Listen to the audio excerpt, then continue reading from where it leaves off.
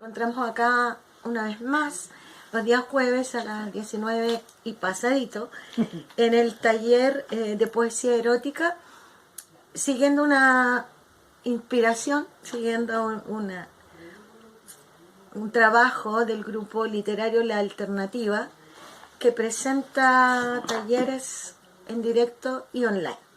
Bueno, nosotros estábamos hablando en las clases anteriores sobre el concepto de erotismo, sobre las características del erotismo y cómo esto se va llevando a la literatura. Esta tarde vamos a hablar sobre un tema que tiene que ver con la estructura literaria. La estructura literaria del poema erótico, pero también de cualquier poema en realidad. ¿Ya? Y para eso nosotros vamos a decir lo siguiente. En la poesía nosotros vamos a trabajar en dos grandes niveles. Uno es el nivel fónico. Estos son los niveles de trabajo del texto poético.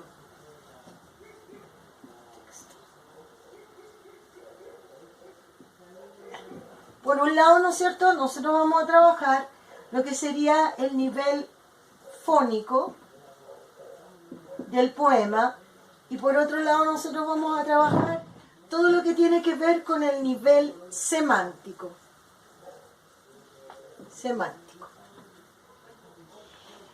Cuando nos referimos al nivel fónico, nos estamos refiriendo a estos elementos estructurales que tienen que ver con los sonidos, como por ejemplo las sílabas métricas.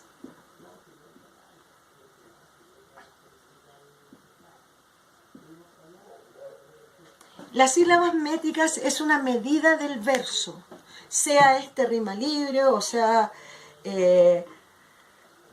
rima sonante o consonante. Cada reglón, digamos, de un verso, cada reglón de un poema es lo que denominamos verso. Y el verso se divide en lo que llamamos sílabas métricas, que no son iguales a las sílabas normales, y que según el número de sílabas métricas y la distribución de acentos en esas sílabas métricas, vamos a tener un determinado tipo de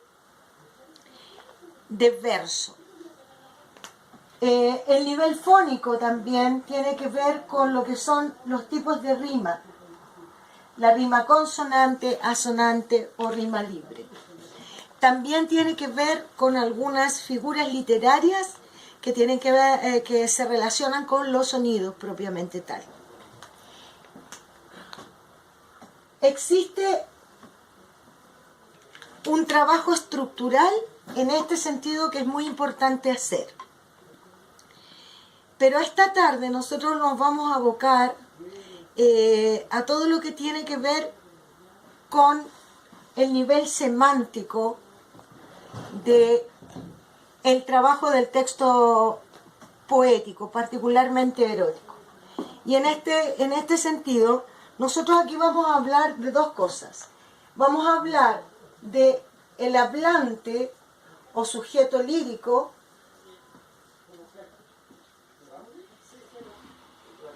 y del tono. En realidad, y de los campos semánticos, que ojalá lo podamos ver hoy también, campos semánticos.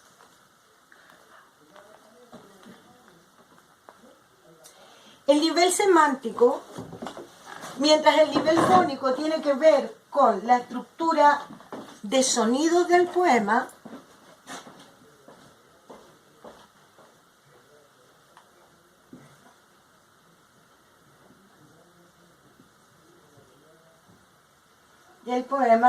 el nivel semántico tiene que ver con la estructura también, pero con las estructuras de significado. Con la estructura de significados. Cómo estos significados se van entrelazando adecuadamente para formar un texto poético de buen nivel, digamos. Entonces aquí nosotros vamos a ver también el tema del punto de vista. Vamos a ver, corresponde al nivel semántico el tema del hablante o sujeto lírico, el tema del tono, el tema de los campos semánticos y también el tema, ¿no es cierto?, del punto de vista. Vamos a partir por este primer concepto, que es el hablante lírico. Un segundo, por favor. Ahora sí. Estaba lejos del borrador. Estaba lejito del borrador, pero no importa. Hoy día se habla de hablante o sujeto lírico. ¿Y qué entendemos por eso? Todo texto poético, sea este erótico o de otra naturaleza, va a tener lo que denominamos hablante lírico. Hablante o sujeto. A mí me gusta más la palabra sujeto o sujeta lírico. Lírico o lírica, ¿ya? ¿Qué entendemos por hablante o sujeto lírico? Es la voz creada por el autor que nos muestra el mundo interior en el poema, al que se está aludiendo en el poema. Es una voz que puede ser o no ser el propio autor o autora. Es lo mismo que ocurre, ¿no es cierto?, en narrativa. En narrativa nosotros tenemos un autor y tenemos un narrador. Ah, es como el ejemplo de la Marcela Paz. Exactamente. Entonces, en la Marcela Paz nosotros ahí tenemos una autora mayor, mujer, ¿ya? Y su narrador es un niño pequeño, etc. Claramente ahí se puede notar la diferencia. Bueno, en poesía ocurre lo mismo. En la estructura del poema, uno plantea un hablante lírico, un hablante o sujeto lírico, que es esta voz creada por el autor que va a manifestar el mundo interior del que estamos hablando. En nuestro caso, este mundo de sensaciones, emociones, expresadas a través de la poesía erótica. Este hablante lírico, ¿por qué es importante? Porque este hablante o sujeto lírico, a través del poema, va a ir adquiriendo una propia voz y va a ir desplegando sus características y su punto de vista. Es decir, el hablante lírico se va a revestir de una identidad, va a ir mostrando una identidad a lo largo del poema. A medida que nosotros vamos desarrollando el poema, nos vamos a dar cuenta de esta identidad. Y también va a tomar, la identidad está dada por la forma en que esta voz nos habla al interior del poema. Y también está dado por que este hablante lírico va a tomar un punto de vista. Es decir, va a abordar la muestra, la presentación de este mundo interno desde una determinada posición. Desde dentro, desde fuera, a favor, en contra, críticamente, complacientemente, etc. Pero necesariamente, ¿no es cierto?, va a tomar una postura dentro de este discurso poético. Y eso se va a ir revelando a través de lo que nosotros vayamos escribiendo, ¿ya? Por ejemplo, cuando Pablo Neruda dice en las alturas de Machu Picchu. Sube a nacer conmigo, hermano, desde la profunda zona de tu dolor diseminado. El autor ciertamente es Pablo Neruda, lo sabemos. Pero preguntémonos, ¿quién es el hablante lírico? ¿El hablante lírico es el propio Pablo Neruda? Sí, puede serlo, pero también es una voz independiente del autor la que está hablando allí. Veamos los versos. Sube a nacer conmigo, hermano, desde la profunda zona de tu dolor diseminado. Se pone como un hombre más. Un hombre más, un hombre que le habla a otro desde el reconocimiento de la solidaridad y desde el reconocimiento de la misma raíz, porque le llama hermano, ¿cierto? Como igualdad. Exacto, es un igual. Por tanto, podríamos suponer que el hablante lírico en este caso es un hombre o mujer latinoamericano actual que llama, ¿no es cierto?, o que se encuentra con los valores representados en las antiguas culturas precolombinas. Claro, es Neruda, pero excede a Neruda, supera a Neruda. Puede ser cualquier hombre que se identifique también con este sentir. Y es alguien que se identifica con la palabra hermano, es decir, no es alguien lejano, Cercano. es muy cercano, que sufre los propios dolores de aquellas culturas saltando el tiempo. ¿Te fijas? Ahí se va caracterizando un hablante lírico. Y obviamente también plantea una identidad y plantea este punto de vista cercano, plantea este punto de vista que reconoce las mismas raíces. A eso es lo que nosotros estamos hablando como sujeto hablante lírico, punto de vista. Ahora, esto es interesante porque ¿qué ocurre con la poesía erótica?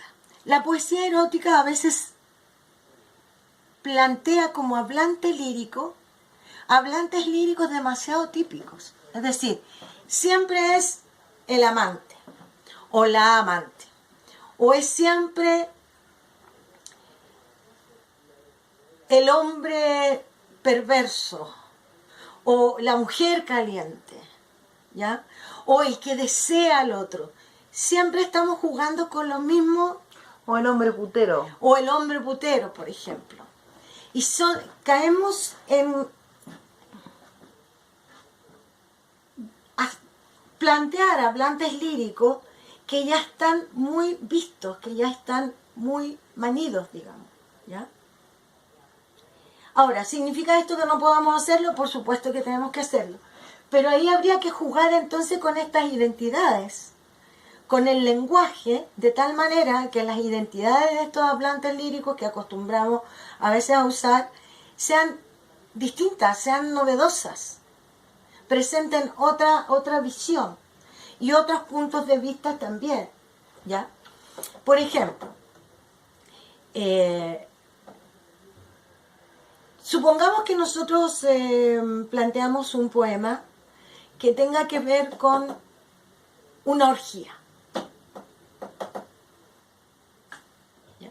Una orgía, sí. Vamos a escribir como si taller una orgía, sobre una orgía. Nuestro hablante lírico puede ser múltiple. Por ejemplo, podría ser el que disfruta de la orgía, un sátiro que disfruta de la orgía, ¿ya? Pero también nuestro hablante lírico podría ser una virgen que es llevada a esa orgía. Hay que se lo coman así. También podría ser alguien que observa desde una ventana o desde detrás de una cortina esta orgía. Te fijas que ahí la voz o hablante lírico es absolutamente distinta y va a hablar según su propia identidad y va a tomar un punto de vista muy distinto. Y esto se va a expresar a través de cómo vamos escribiendo el poema. Esto va a ser bien interesante, entonces. Cómo nosotros vamos a ir trabajando estos hablantes líricos y cómo vamos a ir enriqueciendo la posibilidad de los hablantes líricos. Yo traía para hoy día un poema de nuestro querido Gonzalo Rojas, chileno, para que viéramos aquí quién es este hablante lírico y cuál es su punto de vista. Traigo dos poemas, uno de Gonzalo Rojas y uno de una poeta que me encanta, que es Delmira Agustín, ¿ya? A uruguaya. El fornicio. Veamos aquí quién es este sujeto lírico y cómo se va identificando y cómo se va caracterizando a través del juego metafórico que hace Gonzalo Rojas. Y finalmente, ¿desde qué punto de vista está enfrentando el tema? El fornicio, Gonzalo Rojas, chileno. Te besara en la punta de las pestañas y en los pezones. Te turbulentamente besara, mi vergonzosa en esos muslos de individua blanca, tocara esos pies para otro vuelo más aire que ese aire, felino de tu fragancia, te dijera española mía, francesa mía, inglesa, ragazza, nórdica boreal, espuma de la diáspora del Génesis. ¿Qué más te dijera por dentro mi griega, mi egipcia, romana por el mármol, fenicia, cartaginesa o loca, locamente andaluza, en el arco de morir con todos los pétalos abiertos, tensa la cítara de Dios en la danza del fornicio? ¿Quién es aquí el hablante lírico? ¿Cómo podríamos caracterizarlo? Primero, ¿de qué estamos hablando? El fornicio. Estamos hablando de hacer el amor. Claro, del acto sexual, ¿cierto? De fornicar. Y de ahí el fornicio. Y aquí tenemos a alguien que es un amante, pero este amante, ¿qué características tiene? Que no es amante todavía. Que anhela el contacto, ¿no es cierto?, con esta mujer, mientras tanto la observa y piensa en lo que podría ocurrir, ¿ya?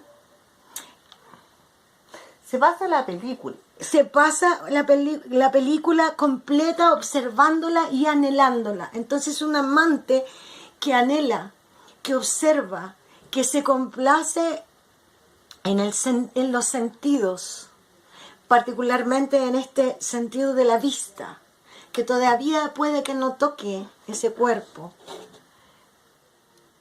que sería muy distinto a un amante que está en un acto sexual, ¿no? Esta es la idealización, es una idealización erótica en el fondo.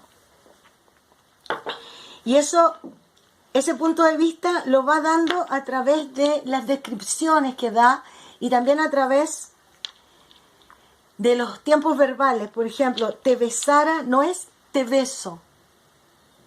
Te besara es añorando, es un subjuntivo, algo que está por pasar de alguna manera. Y además, ¿no es cierto?, la idealiza, la compara con... En ella están recogidas las mujeres del mundo. Francesa mía, inglesa, ragazza, nórdica boreal, espuma de la diáspora del Génesis. Espuma de la diáspora del Génesis. Puede que ni siquiera sepa de qué nacionalidad era, puede que la haya visto nomás. Pudiera ser que la hubiera visto, nada más. A lo mejor tomándose un café. Exacto. Y la idealiza, esta mujer anhelada. Entonces este es un amante, pero podría ser también una amante. Porque nosotros decimos aquí que es un amante varón, porque lo estamos leyendo desde Gonzalo Rojas, pero también podría ser una amante mujer que anhela a otra mujer, ¿te fijas? Este poema, aunque lo escribe Gonzalo Rojas, es súper universal. Su hablante lírico bien podría ser un varón, pero bien podría ser una mujer que anhela a otra, que ve en ella reflejada toda la belleza y la magnificencia de las mujeres del mundo. ¿Ya? Ese hablante lírico entonces no es el amante en el acto de, aunque es el fornicio, no es el amante en el acto sexual genital, sino que en la observación de la belleza, en la observación y en el anhelo de la posesión de esta belleza. Creo que queda más o menos claro el tema de quién sería, ¿no es cierto?, el hablante lírico. No sé si nos da el tiempo para... ¿Qué? 7. Ya, yo creo que alcanzamos a ver. Tema. Este poema se llama Cuentas de Fuego, de Delmira Agustini, uruguaya. Dice, por favor, veamos aquí quién es el hablante o sujeto lírico, cuál es su identidad y qué punto de vista está tomando. Cerrar la puerta cómplice con rumor de caricia, deshojar hacia el mal el lirio de una veste. La seda es un pecado, el desnudo es celeste, y es un cuerpo mullido, un diván de delicia.